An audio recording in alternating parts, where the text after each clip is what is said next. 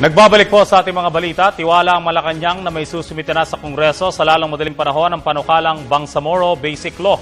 Ayon kay PCOO Secretary Sonny Coloma, final touches na lang ang ginagawa sa BBL. Inaasang may susumite ito sa Kongreso bago bumiyahe ang Pangulo patungong Europa ngayong buwan. Pinakahuli ho nating update dyan ay yun ang galing kay Secretary Deles at sinabi niyang yung final touches na lamang ang ginagawa hinggil dyan at sinabi din niya na ito ay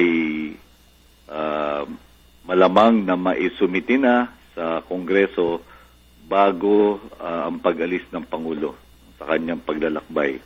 Binanggit din po ni Secretary Deles sa kanyang huling pahayag na ang Bangsamoro Transitory Commission Chair at ang Chief Negotiator ng MILF panel, si Ginoong Mohager Iqbal, ay nagsabi na sa kanilang pananaw, ang Bangsamoro Basic Law ay 99.99% done. Kaya yun po ang kasalukuyang sitwasyon hinggil dyan.